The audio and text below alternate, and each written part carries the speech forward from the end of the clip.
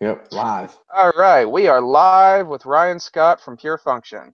Today What's up, we're going to be guys? interviewing him. Ryan, you want to tell us a little bit about yourself before we get into the interview questions? Yeah, my name's Ron Scott. I run the Pure Function YouTube channel. I've been doing it a little over, I guess, a little over a year now, just about a year now.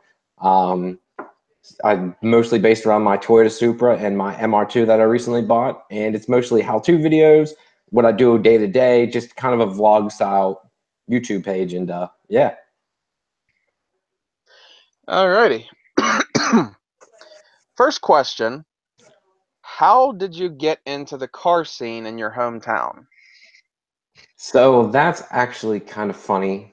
In my town, we have what we call the Strip. I live in a town of only 10,000 people, so it's a very small town. And I had a bunch of friends that all had, raced out Civics, Cavaliers. I had a buddy who had a Trans Am, and that thing was the fastest thing in town. Bone stock, and it was so fast to all of us. But I remember just going out and riding with them before I could even drive, and I was like, "This is the coolest thing ever! Like, this is what I want to do every day. This is so cool." And I remember getting my license finally and going out, and that's how I really got into it and got to meet all these people and got to talk about cars and how to modify them. And that's pretty much how it all started. Now, how did you get into cars in general? So my grandfather was big into cars. He had hot rods and stuff on my mother's side. And then my other grandfather was big into cars, but he liked imports, which is really weird for an old man. I remember going, you probably don't even know what this is. We went to Nopi Nationals. It was 2001. You even know what that is? Mm-mm. No, this is God. This makes me feel so old. So Noki Nationals was a giant car event that lasted 10 years. Um, it was big up until around 2007, 2008. And that was the end all be all. There's still nothing to this day that's even close to as big as Nopi Nationals. Nothing even comes close. We're talking thousands upon thousands upon thousands of cars and people selling out complete venues. But I remember taking my grandfather taking me and me being blown away at like all the import cars making all this horsepower with Civics, Supras, GTRs. And I was like, this is amazing. This is so cool. But for me at the time, I was like, I wanted a muscle car. Like that's what I wanted until he took me to that event. I was like 14. I was like 14 years old. And I was like, I have to have an import. I wanted a Integra so badly, but I ended up buying for my first car was a Celica GT, and it was terrible. I love the car to death, but it was so slow. It had no power. It had no cool noises. There was no parts made for it. It was a 6th gen Celica 97, same color as my Supra, but it just made no power. All right, next question. Let's see. So, what was your first car you ever had that you owned yourself? So the first car I ever owned myself was the Celica. It was a 97 Celica GT. It had higher miles on it. I shouldn't say higher, but for what it was, it had 70 some thousand miles on it. It was nothing perfect or special. It has dings and dents and damage, but I loved it. I thought it was the coolest thing ever. Um, it wasn't the Integra GSR that I originally wanted, but I still really liked the car, and it did okay. It did some nice burnouts. I went through a full set of tires in like 4 months, both front and back. So the car was fun, but it just wasn't what I was in love with. Now we want to talk about the cars I had next. I actually had a brand new Lexus IS 250 6-speed that I had ordered. And that car I had special ordered up to Bobby Rahals in Mechanicsburg. And it had to be a manual. The guy's like, you don't want a manual. I was like, want a manual, make it happen, get it here. Had to wait like 2 months. They got it up there, and I was in love with the car. But shortly after, I was like, man, I want a Supra. And it wasn't happening. So if we're gonna keep going, I'm just gonna go full bore here. So I had this Lexus and I drove it. Got it tinted. It was cool. It was a status symbol car. I thought it was cool because I had a Lexus, but I wasn't in love with it. I was paying all this money for a car I didn't love. And I said, I want a Supra. I really want a Supra. And my parents were like, you're not buying a second car. If you're living under our roof, you're not buying a second car. I said, okay. So I started looking at houses just so I could buy this car.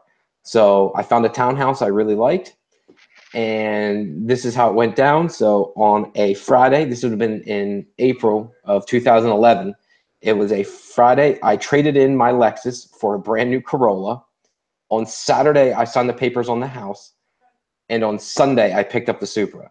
I did it that fast. I was not waiting. I already knew the one I wanted, and I was like, it's going to happen. I'm buying it. My parents said it's the dumbest thing ever, and I said I didn't care. I was going to buy it no matter what. That's a That's how it went. So what made you want to get the Supra so bad? I think a lot had to do with Fast and Furious. Me already having a Toyota, and I have a bad habit of being loyal to certain brands once I'm like enticed or like wrapped up in them. And I already had a Toyota, so I became very Toyota loyal. That's why I bought a Lexus, which is obviously made by Toyota. And I was like, well, this is the ultimate car made by Toyota. So I ended up buying it.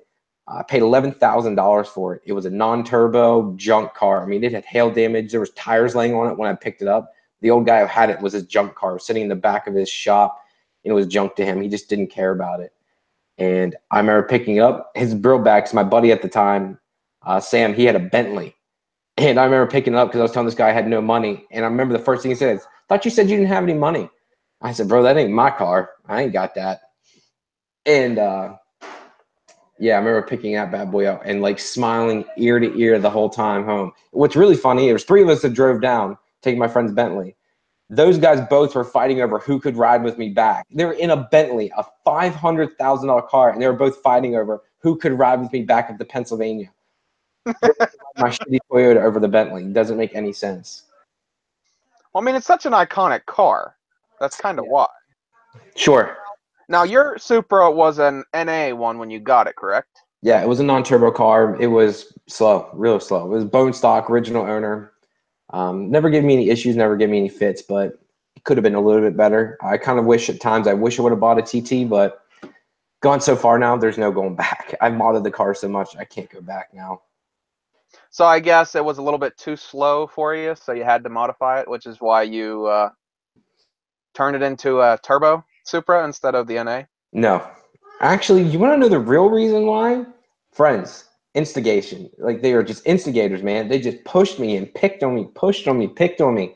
And I finally said, screw it. I'm doing it. I'm going to turbo the car, whatever. So I turbo it and they go, oh, I need to turn it up now. Now you're not making enough. Now they give me crap for that. So it's never enough. And now I'm actually at the point, they're still pushing me, but I'm like, I just don't care. I just really enjoy the car. It makes good power reliably. It's still really fast. Makes 654 wheel horsepower, 550 foot-pounds on 93 pump gas. So that's probably a little over 700 crank horsepower. If puts in perspective, that's fast as shit. Yeah. The car doesn't weigh much either. It's 3,200 pounds. For today's standards, it's light. Back in the day, it was considered a tank. It was a very heavy vehicle, but for today's standards, it's light. Yeah, and plus with having that much horsepower, that kind of yeah. it probably handles its weight very well, doesn't it? Oh yeah, it handles really well. People always say like, oh, they're probably boats, blah blah blah, but it actually handles really really well. I have a bunch of suspension parts on it: Titan Motorsports sway bars, custom end links, coilover suspension, strut bars in the rear, the front of the car, and the middle section of the car called a crossover bar. The car handles really really well, and it's old. It is 25 years old, so it does have its squeaks, its rattles. Nothing too crazy, but it's fun. It's a really fun car. It's a really expensive car. Yeah. And another thing is, you did all the work yourself, didn't you? Yeah, I actually learned how to work on cars with that Supra. Before I had ever modded that car, the most I had ever done was an intake. I'd put an intake on my Celica and on my Lexus, and that's all I'd ever done. Lucky for me, I'd just ask questions to friends that had swapped cars and just kind of wung it. I remember ripping the motor out, and I smashed not my radiator, what was it called? The AC core. The engine slid forward when it had too much tension on it. When it popped out of the motor mounts, it actually flung forward and it smashed in the core. And I was like, well, that was an expensive lesson learned. But that was the kind of things that like I just didn't know. And you just kind of wung it and just figured it out on the fly. Now looking back on it, I'm like, I would never do that. When I was putting the new motor in, it was in a one-car garage. Excuse me. It was in a one-car garage. I had to actually open the garage door up, have the motor outside while the car's half like this, so the front of the car's facing down, the ass is up to help put the motor in while it's snowing. We ended up getting 4 inches of snow that day. It's literally half the car's covered in snow. The motor's covered in snow. I'm got this roller out there, all covered in snow as I'm trying to put this in. Looking back 3 years ago, I would never do that now. I'm way too lazy. No way. So let's talk about your second fun car now.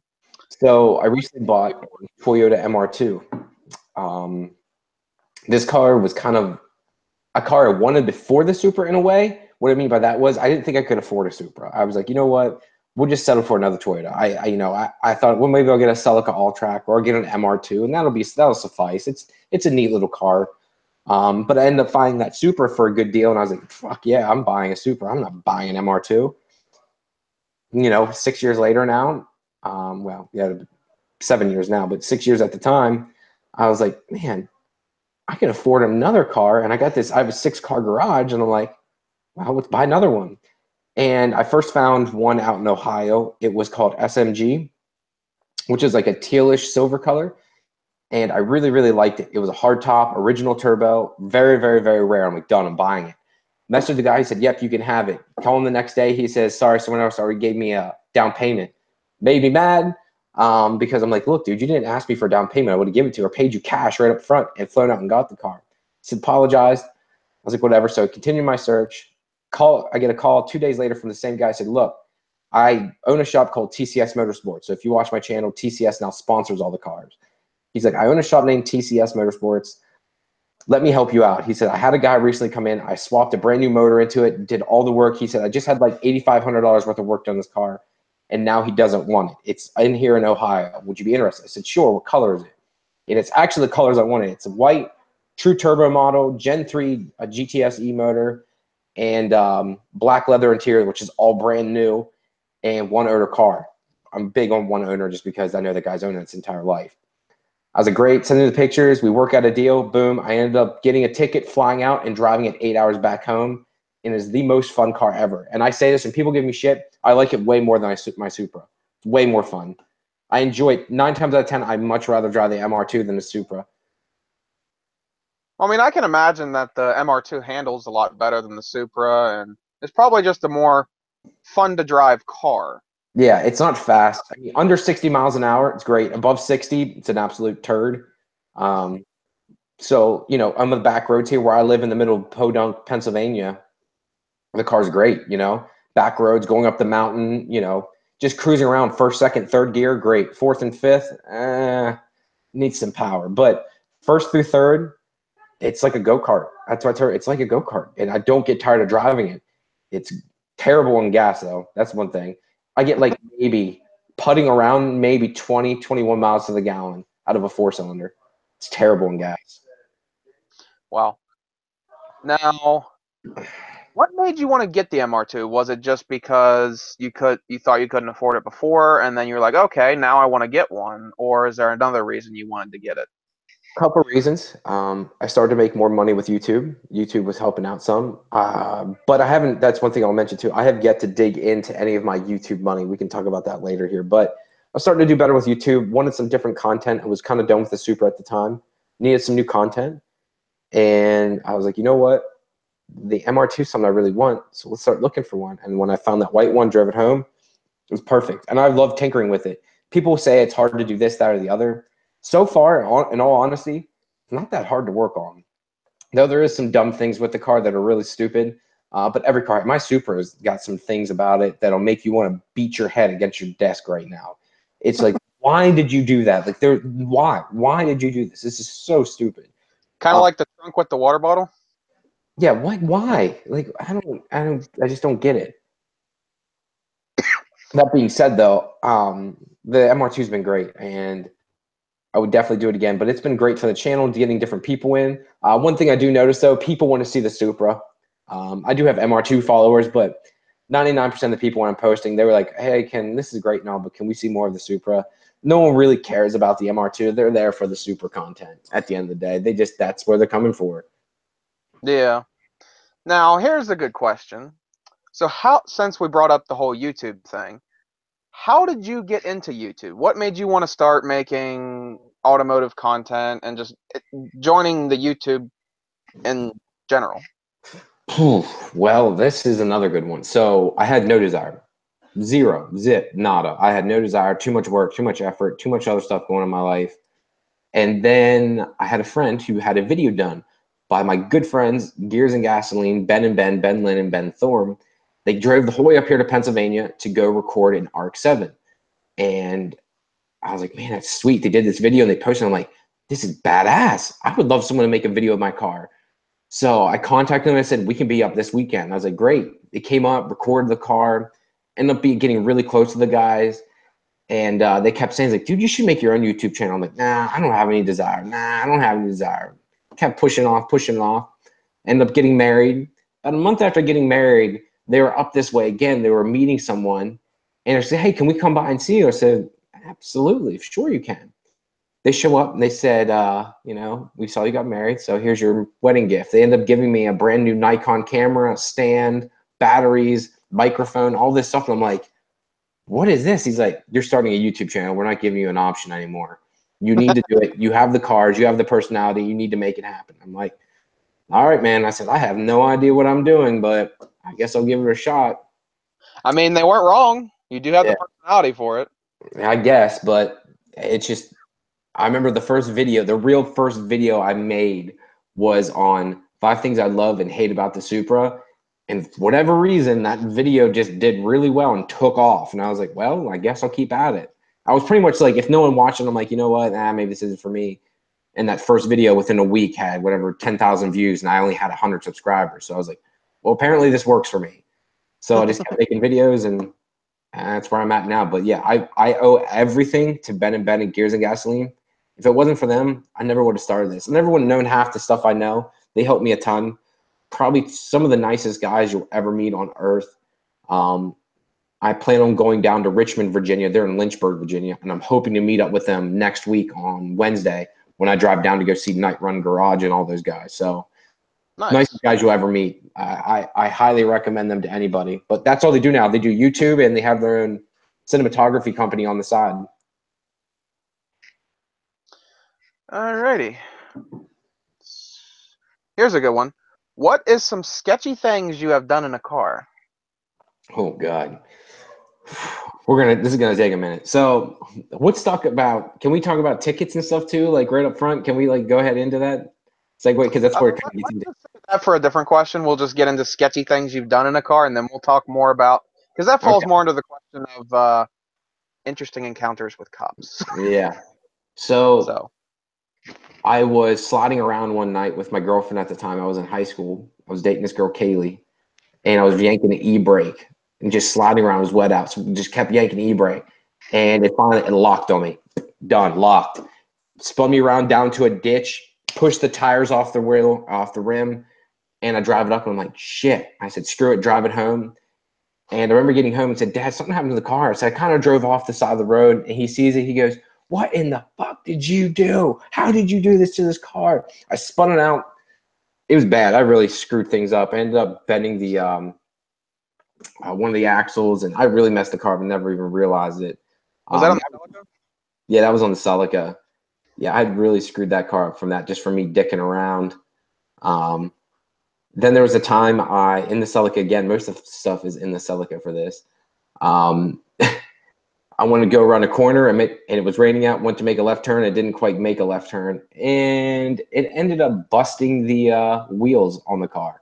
Went up over a curve and blew the wheels out. Holy crap. Yeah. Any more sketchy things? Yeah. Sketchy stories?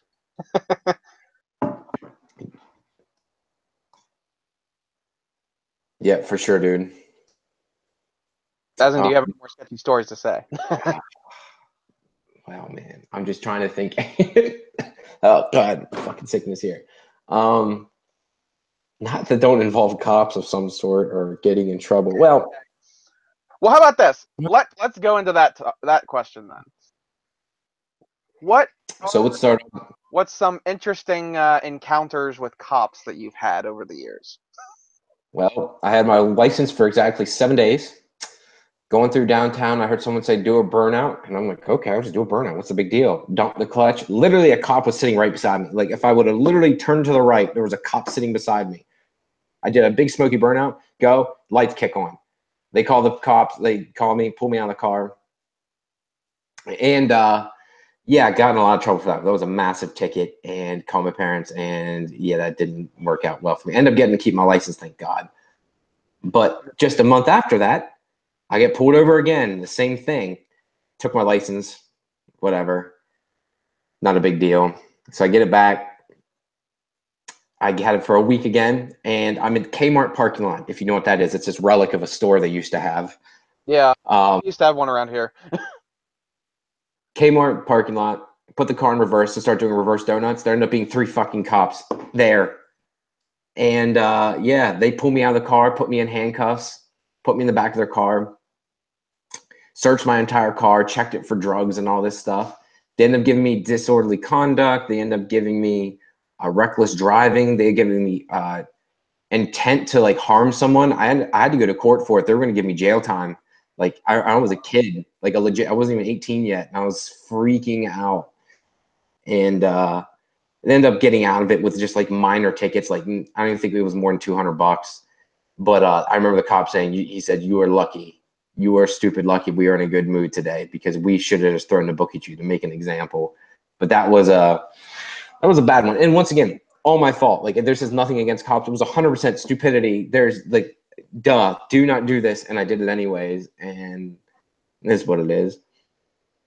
Here's another good one. This is stupid. Squealing the tires again. Coming back from seeing a girlfriend. Squeal the tires. Chirp them. I'm under the age of 18. Pull me over, and I'm like, okay, no big deal. He's going to give me a ticket. I'll move on. Gets my license, comes back. He goes, just so you know, you're not allowed to be out right now. It's past curfew. I'm like, I have my senior license. I'm allowed to. He's like, no, your license doesn't say that on it.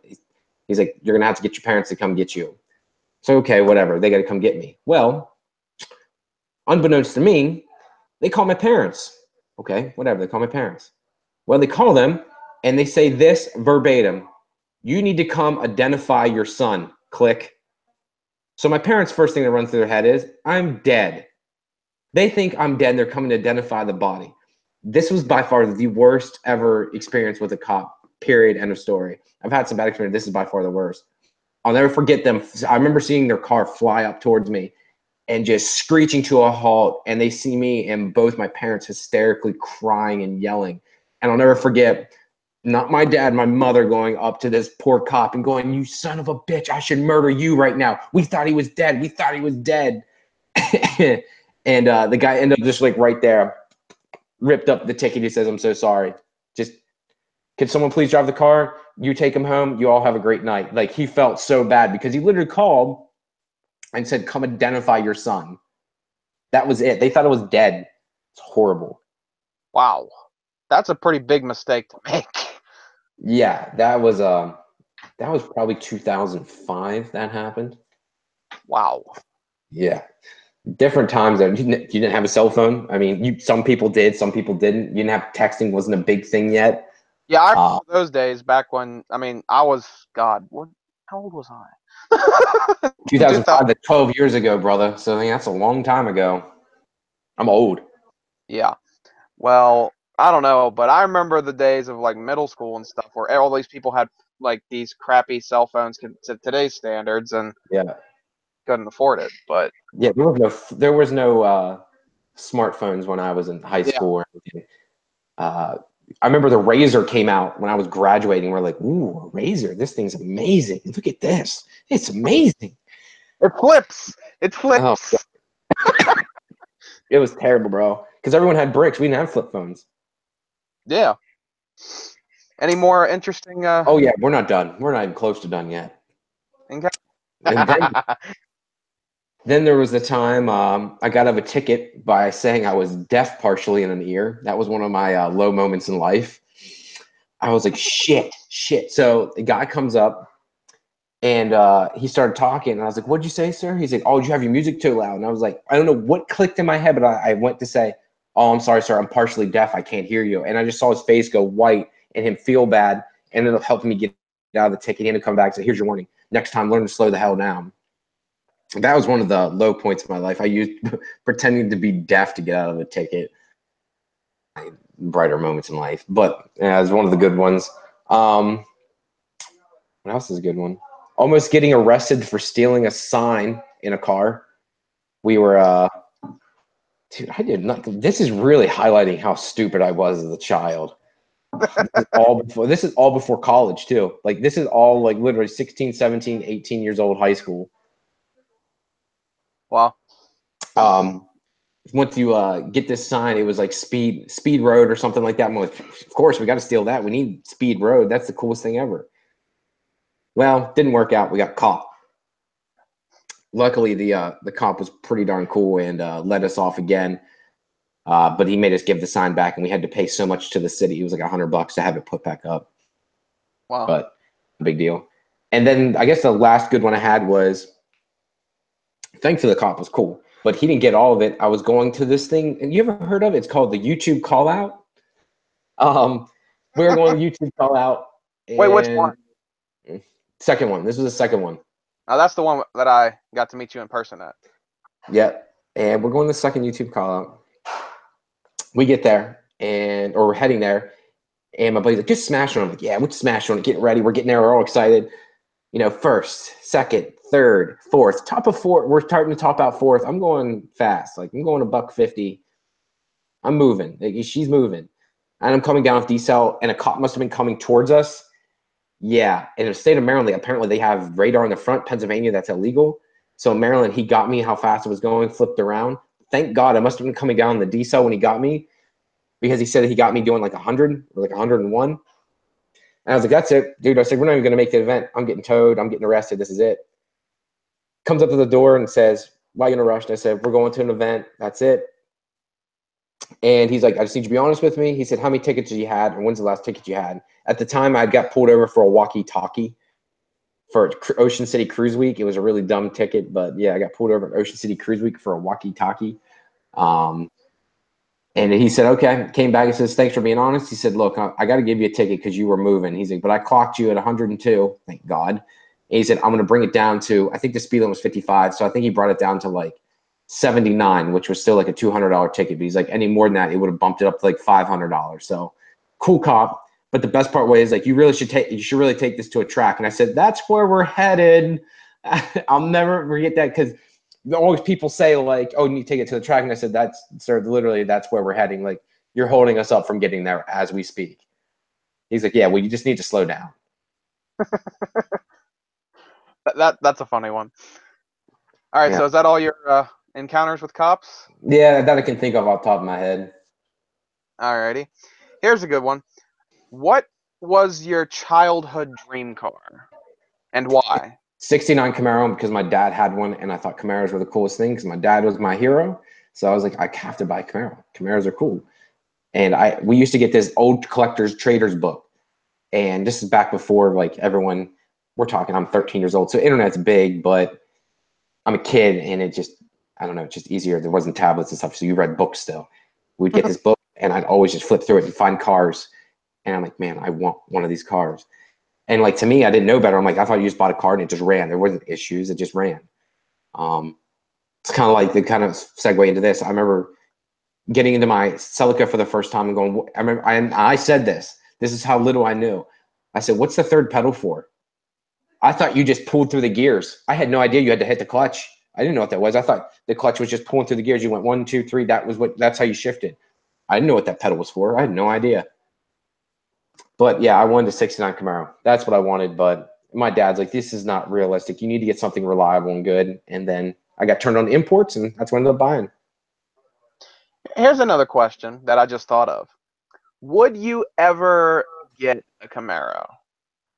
Yes. Yes, I would. Absolutely. But it would have to be an older one. I don't have any desire to own a newer one. I'd probably more than likely I'd buy my dad one before I'd buy one. It's just not my thing. Although I really like them. I actually like the Viper better. I was looking at that, which just seems like people probably think this is bullshit, but I was going to buy one of those instead of the MR2. You can actually get a Viper really cheap, especially a Gen 2. They're just not worth a whole lot. Well, they weren't at the time.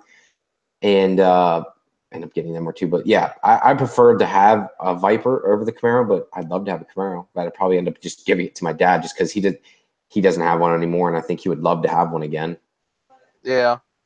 So maybe in the future, seeing a muscle car in the pure function garage. Yeah, I think so. Just because the imports are dead. I mean, there's just nothing left. You know, Toyota hasn't offered anything to FRS as a joke. Honda still only sells you front-wheel drive junk cars. Sorry if this offends anybody, but I really don't want a wrong-wheel drive car. It defies physics. I mean, that's why, you know, a big turbo Civic and stuff, like people say, well, they're cutting these times, blah, blah, blah. Yeah, well, you put that same motor in a rear-wheel drive vehicle, you'll add an extra second to your quarter-mile time because you're wasting so much time spinning off the line. So for me, front-wheel drive doesn't make any sense. But Ford has a bunch of cool stuff. Ford, Chevy, I was going to say GM, Dodge, they all have cool products. I mean, they all have cool cars, but import companies have nothing right now. Okay, so I got a question for you since you brought up, new cars. What is your thoughts on the new Toyota Supra that's supposed to be coming out God knows when? I get asked this a lot, like a lot. I get asked this question all the darn time, and I'm pretty excited about it, but I'm kind of over the hype at this point. Like they just held on to it too long. Yeah. They would really have to have something cool to make anyone like woo ah, because it's just been too long. So for me, I'm kind of over it. It would have to be really impressive car, which from everything I've read, it's just not going to be. It's going to be very lackluster. It's going to be based off the BMW Z5 or whatever. So I mean, it's not even proprietary to themselves. The Supra was a Supra. There was nothing else like that. The chassis only worked with one vehicle, so it was unique. This is just another cookie cutter car. It's nothing special. It doesn't mean anything to me. So I was really looking for a GTR competitor, but it's not. They're saying $50,000 to $60,000. A Supra back in 1993 was $54,000.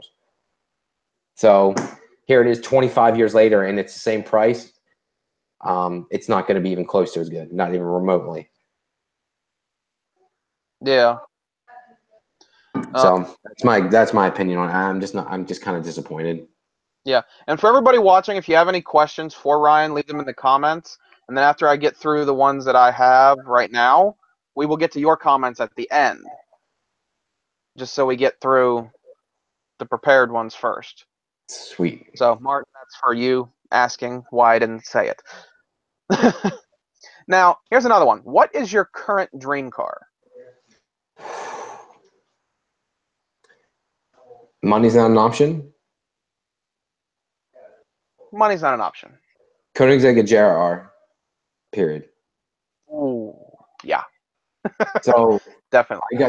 I got to meet the owner 7 years ago. And for me, I'm a mechanical engineer for anyone who wants to know. So it's different for me. It's not just because, it's a cool car.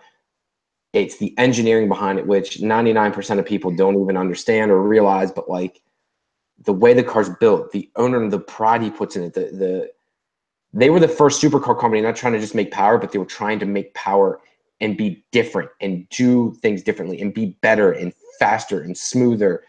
Like I just can't express to you, like when I saw one of those cars and just the interior, the way the engine's put together, which is still funny.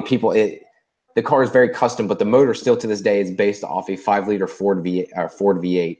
That's what it is still to this day, since I guess the early 2000s when Koenigsegg became a company. But it's still just a Ford V8 at the end of the day. That's why I was kind of laugh. Now it's been changed so much, modified, et cetera, et cetera. But that's what it's pretty much based on. Okay, what is your current dream car if price was an option? I own it. So there's nothing other than that. Nope. And everyone always asks me this, like, you really nothing? Is nope. We'll go to car shows. I mean, maybe a Skyline, but even that's just like, eh. I know the issues that come with GTRs and stuff. It'd be cool to have like as a status symbol, but yeah. I just really like my Supra. I really like Toyotas and stuff. If I wanted another car, I would really like a Celica GT4. I really, really would like a Celica. It's all track here in the US. Everywhere else, it's called a GT4. It's an all-wheel drive turbo 4-cylinder, makes 300 horsepower, which most people don't even know about. They're great cars and they're very underrated. But they stopped making them just because sales were low. The last GT4 was made in 1999. So it's been a long time. Same with the Supra. They pretty much killed everything all at once. They killed the MR2 and the Celica in '99, and they killed the Supra in 2002. Yeah. Now here's a kind of question I just thought of. So what's your thoughts on Rob Furedi's Supra? So Rob Furedi Supra has not ran in a long ass time. So it runs here or there, but it's a very old school setup. I just getting off subject, but I really like Rob Furedi. I like his personality. I like his honesty. But Yes. getting back to the car, that car is very dated. Like when I watch videos and stuff, and he runs straight race gas and stuff. And it's funny because I remember watching the speeder videos he used to make back in the day. That's what you had. 85 wasn't available yet. That wasn't something you could even buy. So he was going off the old school method. You had to run it. So when I hear him say like he never drives it for the fact that it costs him $20 a gallon, and he's not kidding, 20, 25 bucks a gallon to fill that thing up. You're talking $300-400. And you burn through race gas quicker too. So he's like, it just doesn't make sense. It really needs to get switched over, updated, so you can run 85, become more practical. But that car's pretty sweet. It's pretty, lack of better words, bitching. Here's another question I thought of. Who do you think would win in a race? Your Supra or Rob Furedi's Supra? Rob Furedi, not even question, hands down. Not even remotely. The power that thing makes, not even remotely close.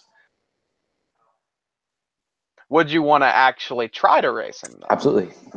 I like to race everyone. I got a race coming up with oh shoot, what the heck's his name? Tony and his 240. He has an LSA or an LS swap 240. And then I can't think of the guy's name right now. Andy, he owns Diablo Formula Racing. I'm not sure if you know who he is. Yeah. Me and him have a race set up. I'm gonna race him in his Thunder Chicken in that red thing he calls a race car junk. I hope he watches this and tell him to his face. This Thunder Chicken there. I'm gonna race him. But yeah, if I could race his Supra, I'd love to. I'd love to meet him in general. I just think he's a nice guy. He comes off very much. He's a New Yorker, but he just seems like such a cool guy. Yeah, I was hoping to meet him at the call out. I'd messaged him like, this was like in the morning when it was still dark. I said, hey, you still coming to the call out? And he's like, nah, it didn't work out. And I was like, damn it. Because he's one of the people I really wanted to meet. Nice. Yeah, he's a cool guy. Sorry, it's my dog. She keeps bugging me. How long have you had the dog? We've had Raven now for probably 4 or 5 years. Mm. I went to pit bull and I got this. This is not a pit bull. Yeah, we've had my dog for, God, I think he was like 1 or 2 when we got him, and he's 11 now. Oh, really? Yeah. So we've had him for a while. Sit down, baby. Okay, now to get to some of the Instagram questions we had. All right. So my buddy No Go Garage, if you guys haven't checked out his channel, he says, what made you go with a Borg turbo as opposed to a Precision Comp Garrett or Turbonetics Snail on your Supra? And why is the R154 trans such a holy grail for 2J guys, when on paper a T56 or T56 Magnum is better in just about every way? Did they not fit in the MK4 chassis without cutting? Question mark. So we'll start with the T56 one here. I'm going to the T56. The T56 option was not there until about 1.5 years ago. No one made a kit to bolt it up. It's not meant for the car. It doesn't bolt up to the transmission or to the motor. It doesn't bolt up to our cars. So custom bell housings had to be made, and they are more powerful. Now, the stock V160 that comes in a TT Supra, they're about the same power levels, but a V160 costs $10,000 to $11,000. I can buy a brand new T56 for $3,000. So the R154 just went in because it was cheap and I could get it and it bolted right up. But that's the next thing I'm doing. I'm going to a T56 Magnum. Now, what was the first part of that question? The first part was, what made you go with a Borg turbo as opposed to a Precision Comp Garrett, etc.? So I went with the Borg Warner because it costs. It's $550 brand new, and you can beat the crap out of it. It's pretty much a truck turbo. They're a little laggier, which it does kind of suck, but they can make a ton of power. You don't have to worry with them. You don't have to maintenance them. Precision turbos. Garrett's actually very reliable, but they're expensive. But Precision, all them, they're so finicky. They have issues. I just didn't want to deal with it. I literally throw that turbo on, run some oil through it. It just doesn't have problems. I just don't have to mess with it. And it never has given me an issue yet. Yeah, he actually has a turbo Fox body actually, and Nice, nice man. his turbo is I think it's 8896 if I remember correctly, That's a big boy. and it was out of I think it was like a Caterpillar bulldozer or something. Yeah. So Something. it's fun. The turbo that's on my car, I used to work at Volvo construction equipment, and we used to actually literally bolt the same turbo that's on my car up to every tractor we sold. That's the same exact turbo. Yeah, that's where he got it from, and him and his buddy John, I think it was them, but I know he had part of it. But they had custom fabbed everything, and Hmm. I mean we had to cut the fenders, so we had to cut fiberglass, like me and him, because he needed help putting Sure, it back together. So sure. we had to cut the fenders and the front fascia and everything. So just because it wouldn't fit because of intercooler, turbo piping, all Gotcha. that fun stuff. And then CJ.YouTube asks, would you twin turbo the Supra? No, no.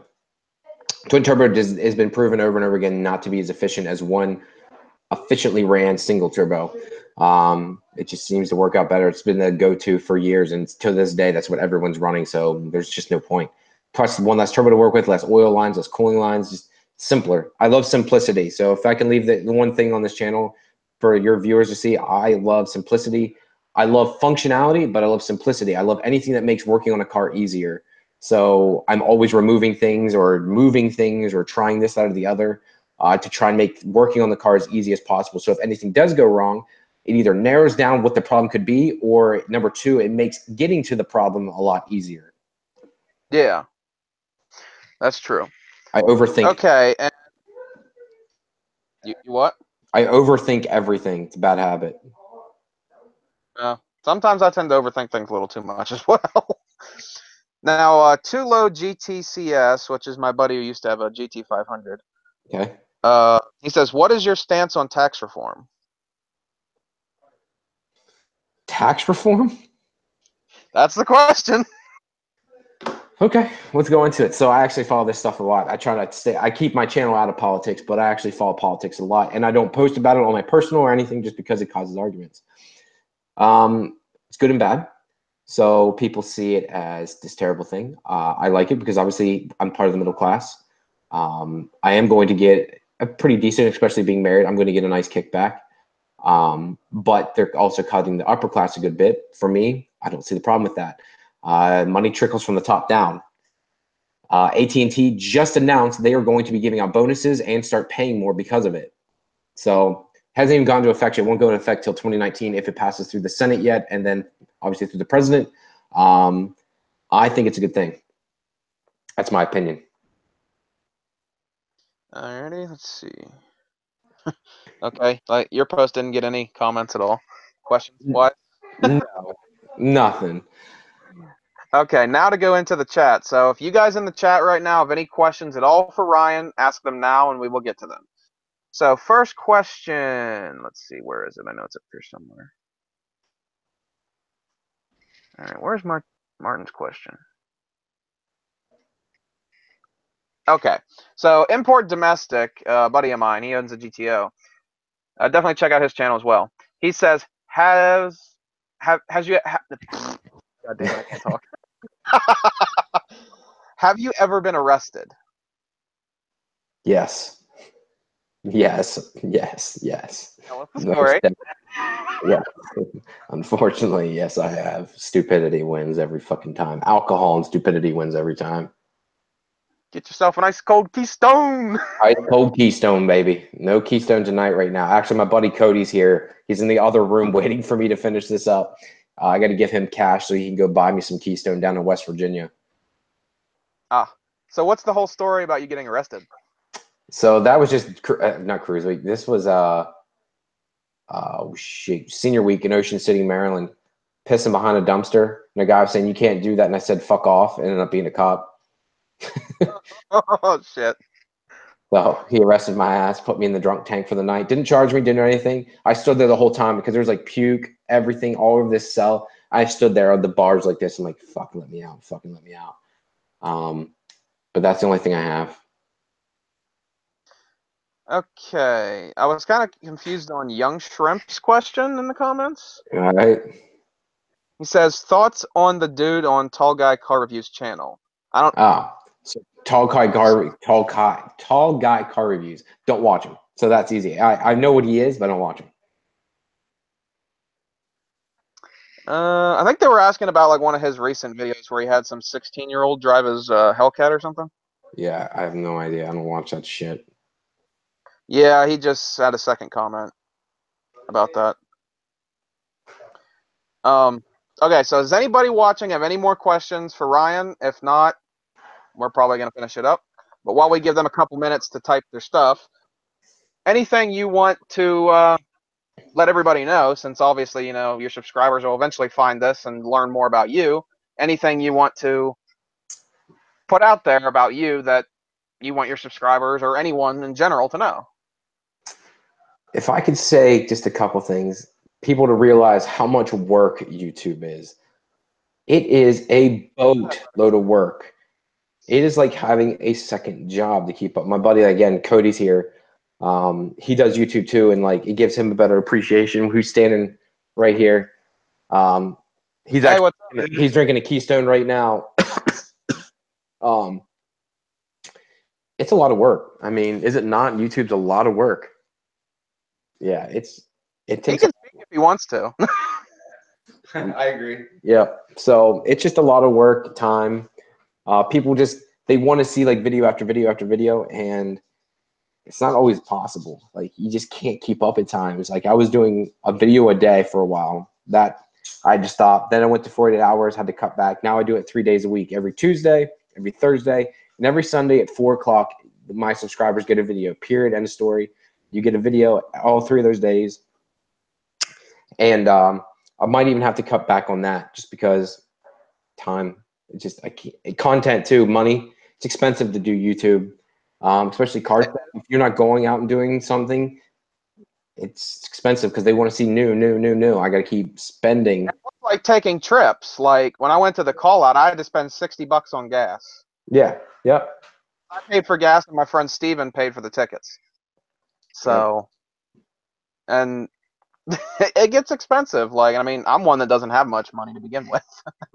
And by the way, you can tell your buddy, since he has a YouTube channel, if he ever wants to do this interview stuff, to hit me up and we'll get that going. I'll get Cody involved here. I'll get him over to you. You guys can talk. Yeah.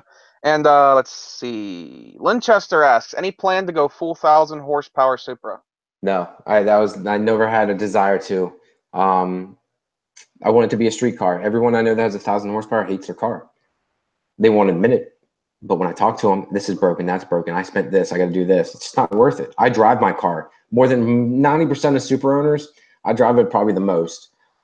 So I don't want to get to that. The only reason I don't drive it, sometimes I don't drive it right now, is because the clutch sucks and it does stink. You smell like fuel and oil and everything else because it's straight pack exhaust. It has an open catch can. It has some race car-ish smell. So my wife doesn't want to stink like fuel and fumes. So yeah, that's the only down. Okay, and CJ.YouTube asks, how much horsepower is the Supra making, and can you start it up right now? No, I can't start it up right now. My neighbors would kill me. And it makes 654 wheel horsepower and 500 foot-pounds of torque. And CJ, if you want to hear it start up, go to his channel, or maybe in the future, maybe me and Ryan will get together and do a video at some point, which I'm hoping to. So yeah, absolutely. And maybe I'll have to get the piss scared out of me in the Supra. That's right. I haven't been scared in a car yet. Yeah. Let's go with that. Yeah, it's not that scary. Let's see. Import Domestic. I can't speak. Import Domestic says, is there any particular YouTuber that inspired you to start YouTube before your channel got started? Nope. Which we talked about earlier, but No. Remember? Gears and Gasoline? Gears and Gasoline, they made me do it, but I mean, there's nothing like I was like, oh, I want to be like you. No channel. So everyone says like they copied this channel or they want to be more like this. I did not have it. I just kind of did whatever I wanted, and that's what I based it on. I said if I didn't enjoy it, I wasn't going to do it until I started making money, and I was like, okay, I'm kind of sucked in now. I kind of like getting a paycheck from it. That part I kind of like. Yeah. Okay, Linchester asks, what are the chances of having a second project car? I have it. The MR2 is it. I have two project cars. They're both literally on, if I go out right now, they're both literally on jack stands. Okay, well, let's say this. Let's change his question a little bit, because I think he was assuming the Supra isn't a project car anymore, is what I think he was assuming. I would get a Celica So GT4. That would be my next project car, Celica GT4. Yep. yeah, my friend Import Domestic says YouTube is a pain in the ass, especially if you don't have a good computer to edit with. Which is true. Yeah. That's what I started on a computer that was so freaking laggy, I could barely edit properly. Yep. It was bad. Yeah, it sucks. Any more questions, everybody?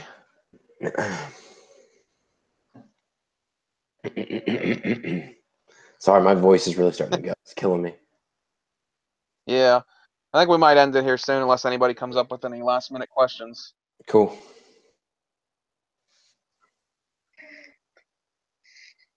Linchester says ST205 or 197? 205. Wow. Someone actually knows what a GT4 is. It's kind of impressive. Yeah. Any more questions, guys? If not, we're going to end it here so Ryan can get on with his night.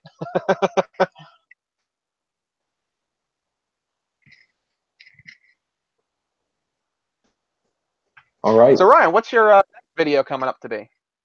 My next video is just going to be working on an issue that I have with the Supra. I think I might have spun a rod bearing. Not good. So you'll find out about that on Thursday. It sucks. It fucking sucks. Cars, man. It's always something, dude. Yeah, true. All Yeah, I right. do want to talk to you a couple seconds after we end it, though. Okay. Just so you're aware. Yeah, I think we're going to end it here. Definitely check out Ryan's channel. Ryan is an awesome dude. Definitely check him out. Thanks, guys. And definitely, check him out, subscribe to him, and I hope you guys enjoyed this interview.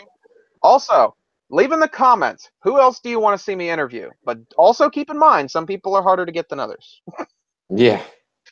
Don't expect me to pull Street Speed out of the bag and expect that to happen right away. That'll probably take a while to convince him to do that. Or let alone just get a hold of him. Yeah, getting a hold of him is like pulling teeth. Yeah. So definitely check out his channel. Links in the description. Subscribe to me if you haven't already. Check out some of my other videos. Definitely check out Ryan's. And we'll see